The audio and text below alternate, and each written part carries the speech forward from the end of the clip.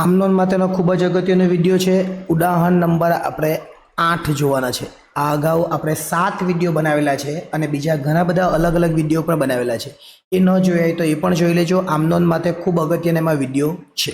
સૌપ્રથમ 2014 જુલાઈ છે તો અહીં લખી દેવાનું 2014 અને પછી લખવાનું જુલાઈ અને પછી જે તારીખ આવે એ લઈશું। તો પહેલી તારીખ છે એ લઈશું 1। જોઈએ તરુણા ટ્રેડર્સમાંથી એટલે તરુણા ટ્રેડર્સ કોણ કહેવાય? આપનાર કહેવાય। આપનાર એટલે એ જમા થાય અને ખરીદ્યો માલ આવે તો ઉધાર એટલે ખરીદે તો માલ આવે છે આવે તો ઉધાર અને આ આપનાર છે આપનાર એટલે જમા થાય। એટલું યાદ રાખીશું। કેમ? નિયમ કયો? લેનાર ઉધાર આપનાર જમા અને ખરીદેલ માલ આવે તો ઉધાર। લખવાનું ખરીદ ખાતે ઉધાર, ખરીદ ખાતે ઉધાર અને આપનાર કોણ છે? તરુણા ટ્રેડર્સ। તે તરુણા ટ્રેડર્સ ખાતે અને અગાઉ પણ મેં તમને કીધેલું એ પ્રમાણે જ્યારે પણ માલ ખરીદે એટલે માલ આવવાનો અને માલ આવે તો આપણે ઉધાર લખવાનું અને ખરીદીને હંમેશા ઉધાર કરી દેવાનું। 10,000ના 10% એટલે 10,000 છે એમાંથી 10% માઇનસ કરવાના। 10% એટલે 1,000 થાય।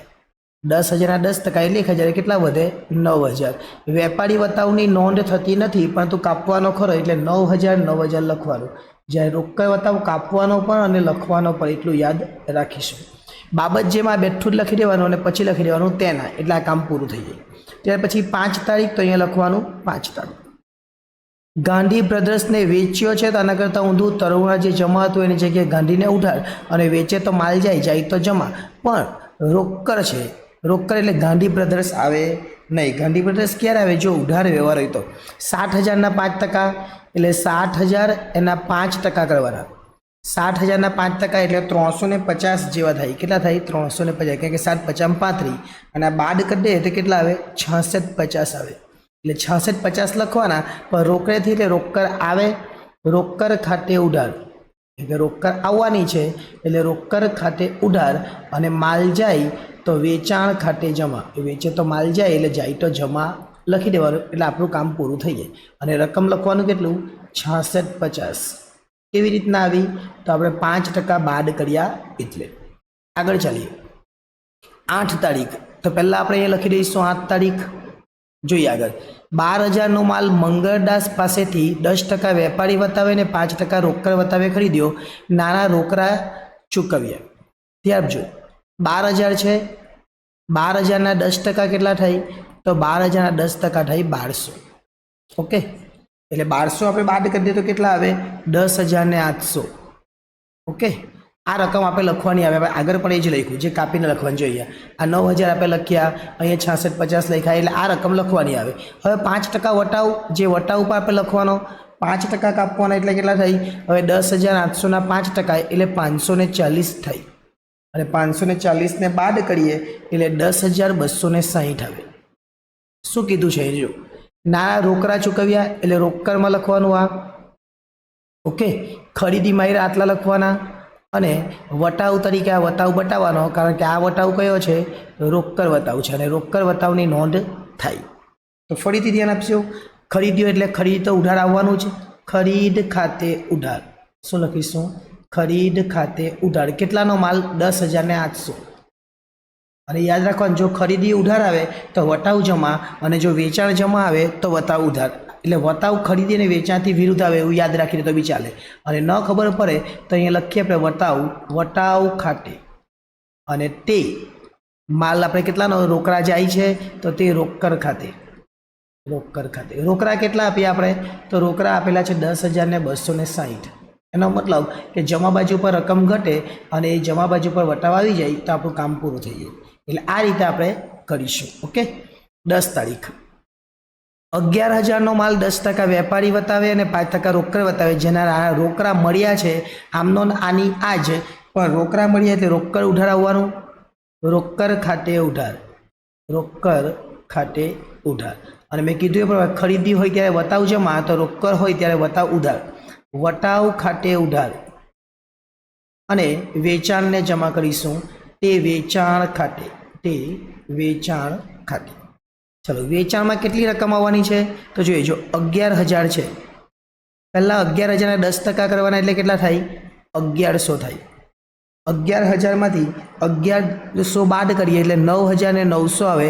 આ રકમ લખવાની મેં એવું કીધેલું. ઓકે, -5% આ કયો વટાવ તો આ વટાવ આવે રોકડ વટાવ આવે અને રોકડ વટાવ આપણે લખવાનો તો 9900 છે એના 5% કરીએ એટલે 495 આવે અને એમાંથી આપણે બાદ કરી દઈએ તો 9405.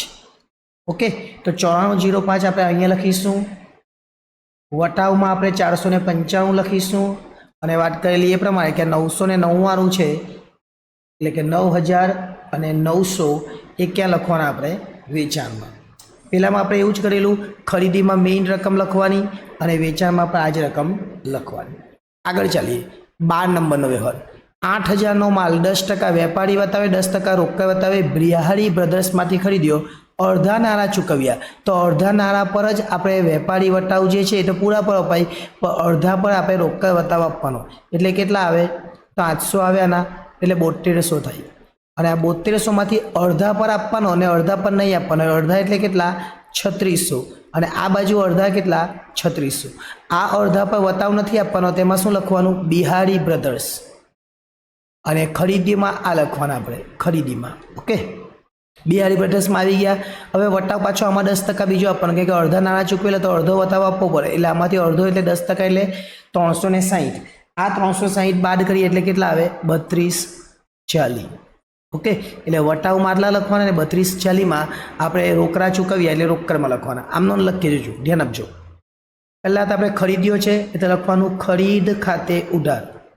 ખરીદ ખાતે ઉધાર. વતાવને બધું જ મેં કીધેલું એ પ્રમાણે કે ખરીદીથી વિરુદ્ધ.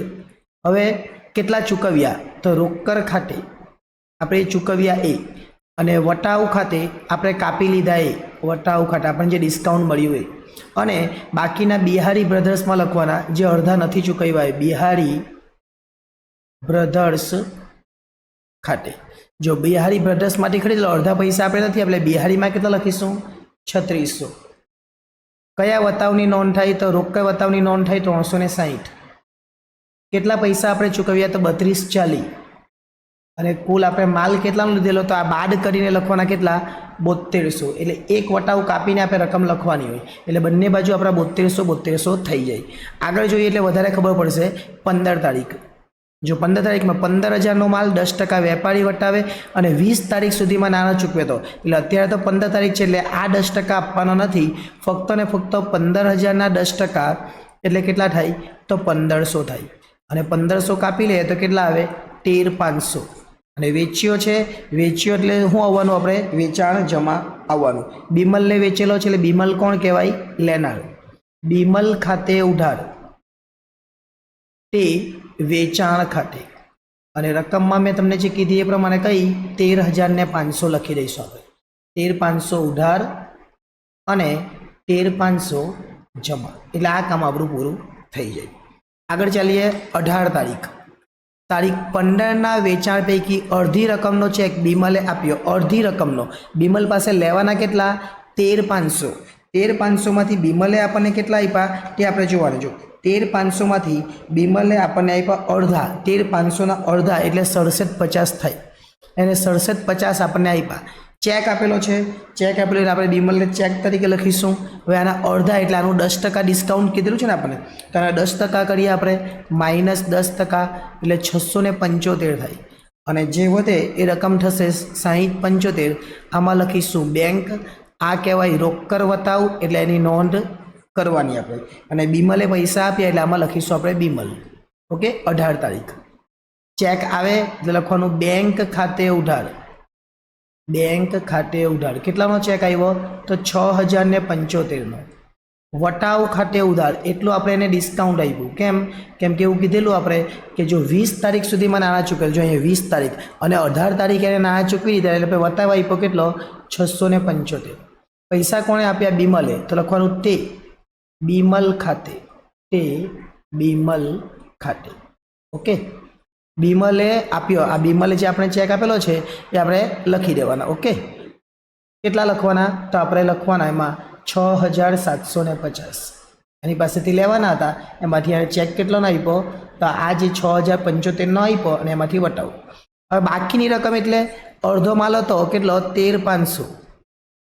13500 માંથી 6750 છે એ તો બીમલે આપી દીધા, એમાં 10% આપણે વટાવ બી એને આપી દીધો એટલે કેટલો 675 એટલે 6075 આ કામ પૂરું થઈ ગયું. બીજા બાકી કેટલા 6750 એને રોકડેથી ચૂકવી.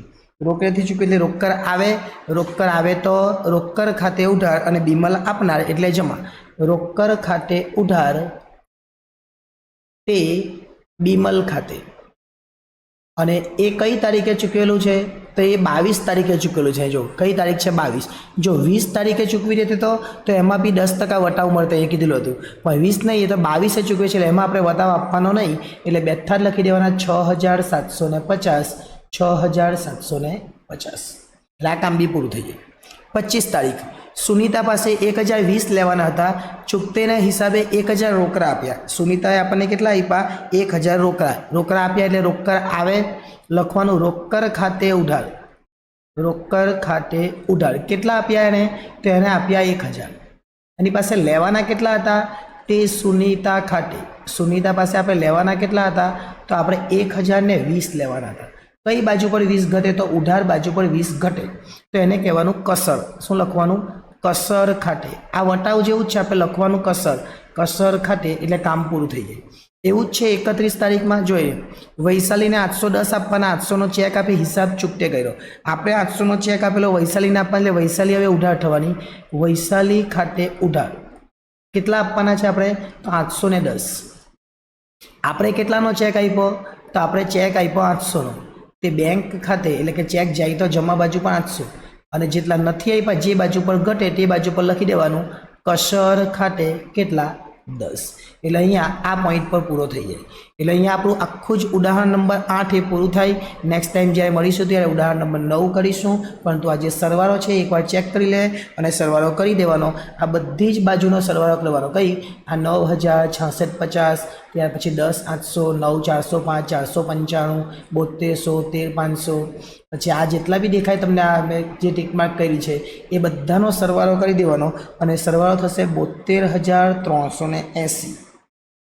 બંને બાજુ પર લખી દેવાનું 72380 અને એ નીચે લખવાનું કુલ સરવાળો.